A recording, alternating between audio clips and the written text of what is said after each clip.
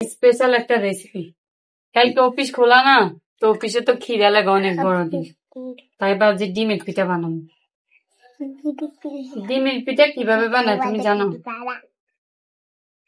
ডিমের পিঠা কিভাবে বানায় আবার? প্রথমে চিনি দিছি, এরপরে লবণ দিছি, এখন ডিম দিছি, মানে এটারে গোলাম। সাথে কিন্তু পানি দিব না, একটু পানি দিবা না? না, পানি দিলে হইব না। পানি ছাড়া কিভাবে ডিমের এই পিঠা? যে পানি হয়েছে না, এটি নিয়ে এখন গুঁড়ি ডিম হইয়া দেবে। ওই যে ডিম মাখার এমনি এমনি মেশিন লাগবে না? না, মেশিন লাগে না, আমার হাতে যথেষ্ট। আর আজকে কি রান্না করছি জানো নি? কি রান্না করছে? পটল দিয়ে মুরগির মাংস। সেই আজকে আবার পটল দিয়ে রান্না তো করছো? কি করবো কও, এই কয়টা দিন তো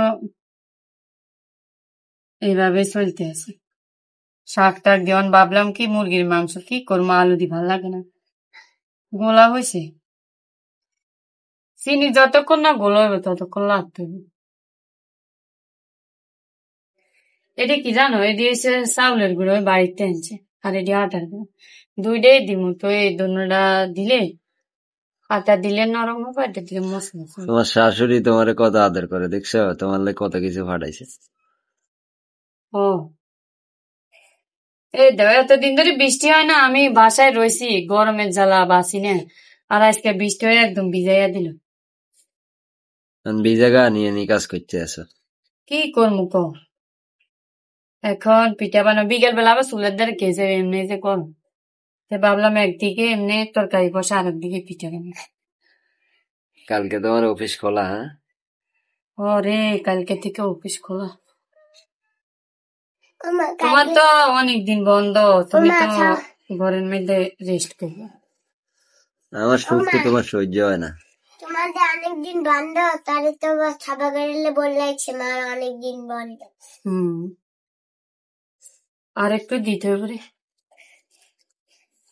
তো আপনারা কেউ ডিমের পিঠা খাইছেন এরকম আমার মতো বানাই, অবশ্যই কমেন্ট করে জানাবেন বন্ধুরা। তুমি তো একদিনও পারো না আমাদের একটু খাওয়াই। কত কইছ 10 দিন ছুটি পাইবা, ঘরে আসো, দেখবা তোমার আমি রান্দি খাওয়াবো। খাওয়াই নি? মিথ্যা কথা কম কও, 1টা বাজে ঘুমাতে উড়িয়ে খাইটাই দুপুরে বাড়াই, তার খবর নাই। ফুল বানাবো নাকি? কেমনে বানাও দেখাও। তাহলে স্বামীর দি কাটতে হবো।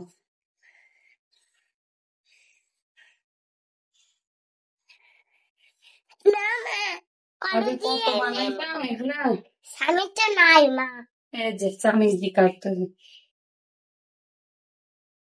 এই দেখো ফুল বানাইছি, এটা কি ফুল জানো? রজনীগন্ধা।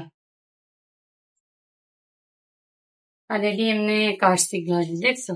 অবশেষে আমার পিঠা বানানো এখনো শেষ হয়নি, এই যে আরো আছে। এগুলা কালকে পিসে নিমু।